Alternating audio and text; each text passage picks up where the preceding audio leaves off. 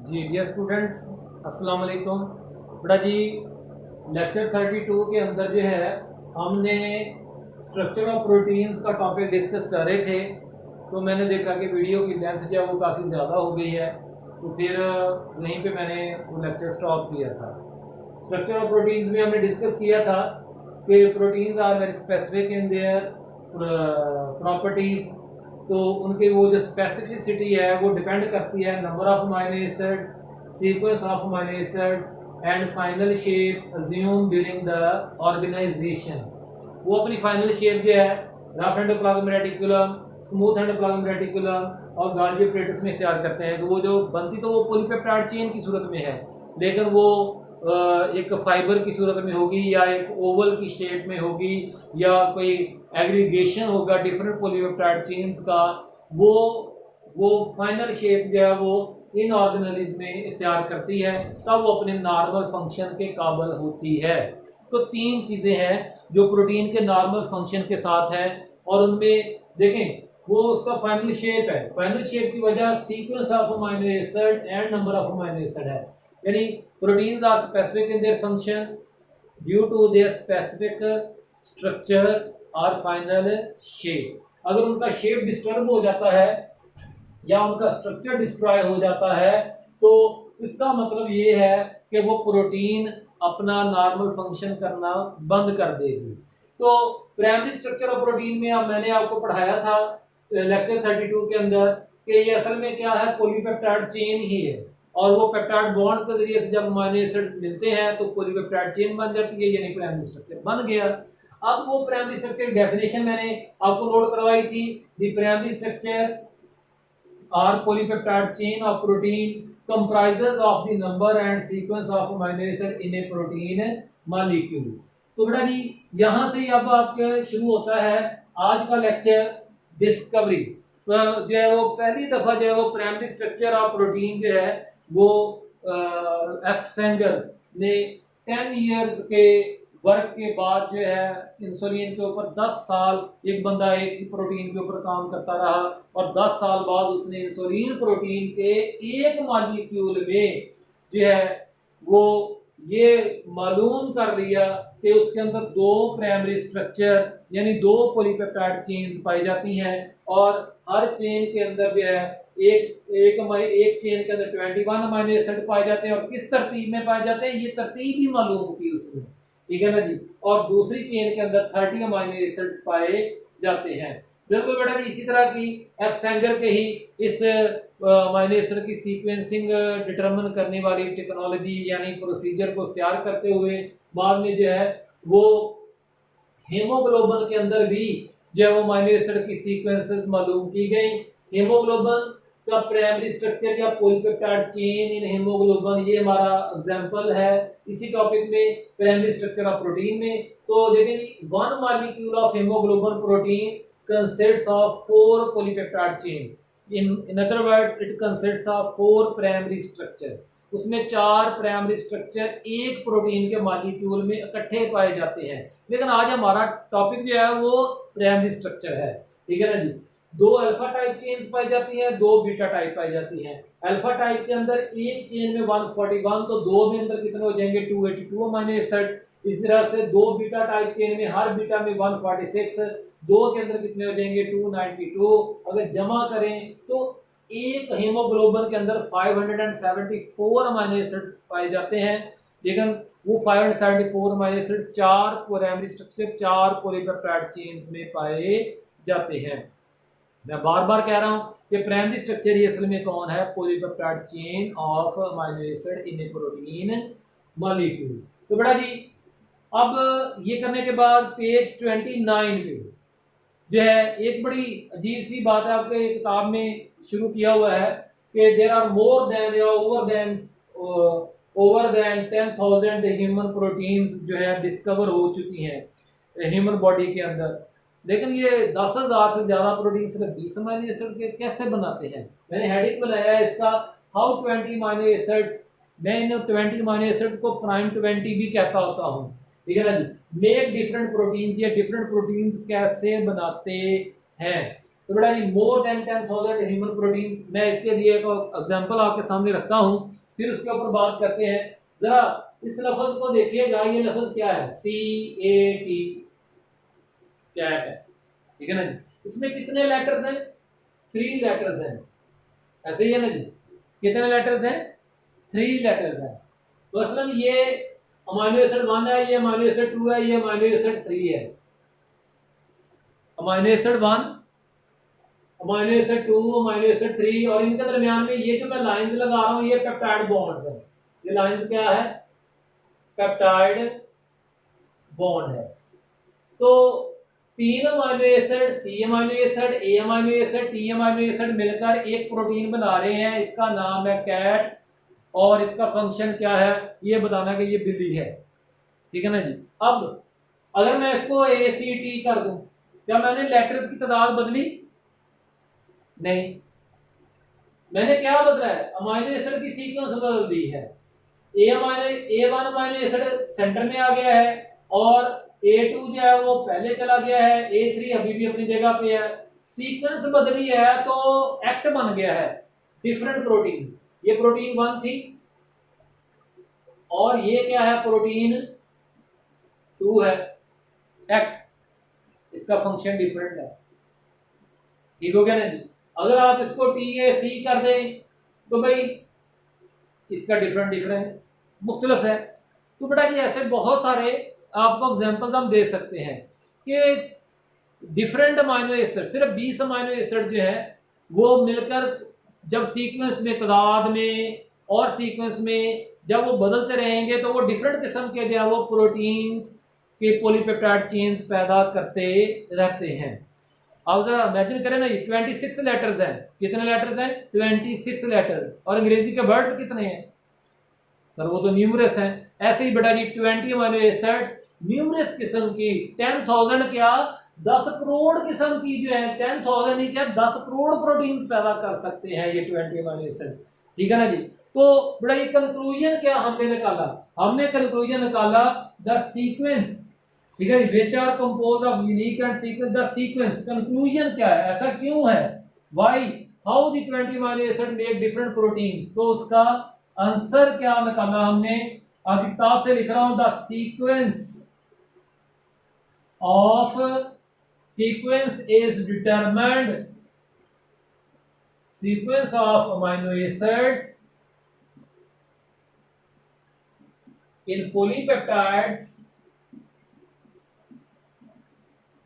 polypeptide chains यानी proteins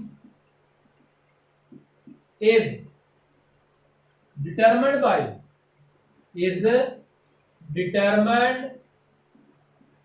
by order of nucleotides, order का मतलब भी तरतीब है, by order of nucleotides in DNA। ये order of nucleotides in DNA कौन होता है, यही तो जीन होता है। तो हमें अपने वालिदैन से मिलने वाले जीन्स, मेरे पास अपने वालिदैन जैसी हीमोग्लोबिन क्यों है, क्योंकि मुझे अपने वालिदैन से जीन मिला हुआ है। वो जीन मेरे सेल्स के अंदर हीमोग्लोबिन प्रोटीन वैसी ही बनवाता है जैसी मेरे वालिदैन में थी। मुझे न्यूक्लियोटाइड सीक्वेंस कहाँ से, ऑर्डर ऑफ न्यूक्लियोटाइड कहाँ से मिला है, जो कि जीन है, अपने वालिदैन से, और वो उस तरह की। तो इस तरह से जो है वो एक जैसी डिफरेंट किस्म की प्रोटीन्स जो है एक स्पीशीज के अंदर जो है वो पाई जाती है। तो बेटा जी अगला जो आपका टॉपिक पॉइंट है प्राइमरी स्ट्रक्चर ऑफ प्रोटीन के अंदर, टॉपिक हमारा चल रहा है प्राइमरी स्ट्रक्चर ऑफ प्रोटीन। इसके अंदर अगला जो पॉइंट है वो है क्या है जी, कि highly specific arrangement of amino acid in proteins.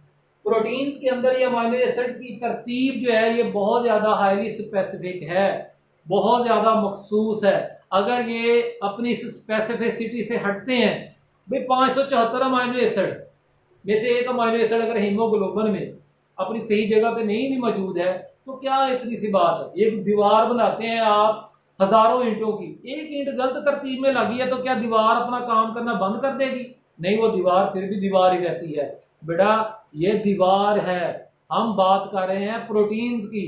Proteins के अंदर एक अमाइनो एसिड जो है वो अगर अपनी सही पोजीशन पर नहीं है तो वो प्रोटीन अपना काम करना छोड़ देगी। If one amino acid is not at its normal place the protein fails in its specific function, क्योंकि सीक्वेंस बदल जाएगा।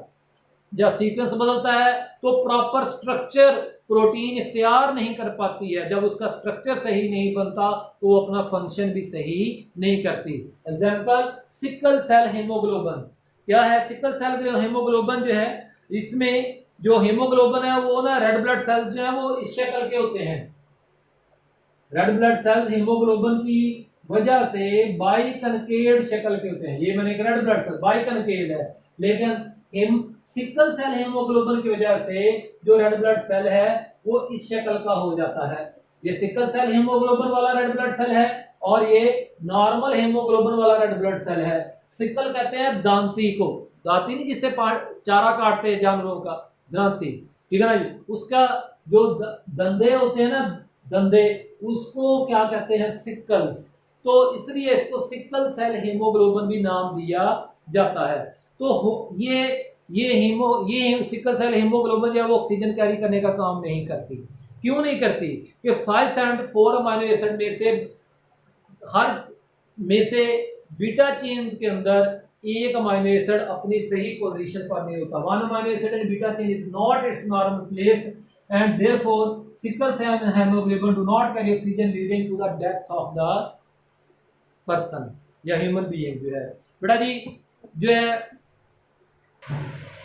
बेटा जी सेकेंडरी स्ट्रक्चर ऑफ प्रोटीन जो है, तो पहले इसकी डेफिनेशन दी पॉलीपेप्टाइड चेन जो कि एक्चुअली क्या है primary structure usually do not lie flat, वो सीधी नहीं रहती। आप फिगर में देख भी सकते हैं, फिगर 2.12 में, ठीक है ना जी। अमाइनो ये प्राइमरी स्ट्रक्चर है पॉलीपेप्टाइड चेन, ठीक है ना जी। Do not lie flat, they usually coil into helix, बालदार स्प्रिंग की शक्ल को कहते हैं, और into some other regular configuration या कोई और शक्ल भी इख्तियार कर सकते हैं। One of the common secondary structure is the alpha helix. Common alpha helix, alpha helix वो होता है जो राइट साइड को टर्न बनाता है, ये अल्फा हेलिक्स। ये मैंने आपके सामने क्या बनाया है, अल्फा हेलिक्स। अगर बीटा हेलिक्स होता ना तो वो ऐसे होना था, ये बीटा हेलिक्स, ये क्या बना गया बीटा हेलिक्स, ठीक हो गया ना जी। अल्फा हेलिक्स में जो टर्न्स हैं, स्पाइरल स्प्रिंग के जो टर्न्स हैं वो किधर को बन रहे हैं, राइट साइड को, बीटा में लेफ्ट साइड को। आपके सिलेबस में बीटा हेलिक्स नहीं है, क्या है बीटा प्लिएटेड शीट है, क्या है बीटा प्लिएटेड शीट। बहरहाल मैंने बता दिया one of the common secondary structure is the alpha helix. तो बेटा जी अल्फा हेलिक्स की डेफिनेशन, तो it involve the spiral formation of the basic polypeptide chain. तो मैंने ना जी ये आपके सामने polypeptide chain A1, A2, A3, A4, amino acid 1, amino acid 2, amino acid 3, 4, 5, 6, 7, 8, 9, 10 ये बनाए हैं, और उन अमीनो एसिड का स्ट्रक्चर भी बनाया। गौर से देखें, carbonyl carbon, alpha carbon, alpha hydrogen alkyl, amino group carbonyl. दूसरा अमीनो एसिड शुरू हो गया, अमीनो एसिड नंबर 2, ठीक है ना जी। अमीनो एसिड नंबर 2 शुरू हो गया, फिर अमीनो एसिड नंबर 3 शुरू हो गया, फिर अमीनो एसिड नंबर 4 शुरू हो गया, फिर अमीनो एसिड नंबर 5। बस अमीनो एसिड सीधे बनाने की बजाय ये मैंने तरतीब से बनाए हैं। आप देख सकते हैं कि जब अमीनो एसिड 1 ये जा रहा है, ये 2 आ गया, ये 3 आ गया, और ये 4 अमीनो एसिड का NH जो है, अमीनो एसिड 4 का जो है NH जो है वो अमीनो एसिड 3 का NH जो है वो कार्बोनाइल ऑक्सीजन पार्शियल नेगेटिव के साथ क्या कर रहा है, हाइड्रोजन बॉन्डिंग, ठीक है ना जी। इस तरह से ये वाला इसके साथ हाइड्रोजन बॉन्डिंग, ये वाला इसके साथ हाइड्रोजन बॉन्डिंग, ये वाला जो है फिर इधर ये H इधर हम ले जाते हैं, इस तरह से ये हाइड्रोजन बॉन्डिंग। इन हाइड्रोजन बॉन्डिंग की वजह से अमीनो एसिड जो है वो सीधे रहने की बजाय एक दूसरे के साथ ये हाइड्रोजन बॉन्डिंग, इन हाइड्रोजन बॉन्डिंग की वजह से अमीनो एसिड सीधी चेन में रहने की बजाय बल खा जाते हैं। मसला ये मेरा हाथ समझ गए, ये पहला अमीनो एसिड है, ये मेरी कूनी जो है वो दूसरा अमीनो एसिड है, और ये मेरा शोल्डर जो है वो तीसरा अमीनो एसिड है। अब अगर पहले ने तीसरे के साथ हाइड्रोजन बॉन्डिंग कर ली हो तो फिर वो दोनों एक दूसरे को अट्रैक्ट करेंगे, तो फिर क्या ये बाजू सीधा रहेगा? नहीं, हाथ जो उस अट्रैक्शन की वजह से इसके पास आ जाएगा। टर्न पड़ गया कि नहीं, बल पड़ गया। ऐसे बड़ा जी कॉइल पड़ते जा रहे होते हैं पॉलीपेप्टाइड चेन को, और वो हाइड्रोजन बॉन्डिंग की वजह से, और वो टर्न्स बन गए हैं। ये एक टर्न बनाया है, ये दूसरा टर्न बनाया है, ये फिर उन टर्न्स को मैंने छोटा छोटा करके दिखाया है, ठीक है ना जी। तो अगर टर्न्स राइट को बने तो वो अल्फा हेलिक्स, और अगर जो है वो लेफ्ट को बने तो वो बीटा हेलिक्स क्या हमारे। तो बेटा जी the alpha helix is very uniform geometric structure with 3.6 amino acid each turn. एक टर्न एक कॉइल को कहते हैं। It is very stable configuration, stable shape of the polypeptide chain or protein. So this is, it is stabilized by the helix structure, यानी बाल्दा structure is kept formation of hydrogen bonding, वो मैंने आपको समझा दिया है, ठीक है ना जी। तो bonds among amino acid molecules successive term, तो successive हर टर्न के, एक टर्न के जो हाइड्रोजन्स हैं, अमाइनो के हाइड्रोजन्स जो हैं वो दूसरे टर्न के कार्बोनाइल ऑक्सीजन के साथ हाइड्रोजन बॉन्डिंग करते हैं, ठीक हो गया ना जी। तो अगला जो है वो beta pleated sheet. It is, ये एक और सेकेंडरी स्ट्रक्चर है फाउंड बाय फोल्डिंग बैक। तो बेटा देखें A1 अमीनो एसिड A2 के साथ ये पेप्टाइड बॉन्ड्स हैं, लेकिन A5 A6 के साथ हाइड्रोजन बॉन्डिंग कर दे, तो इसको हम क्या कहते हैं, बैक फोल्डिंग।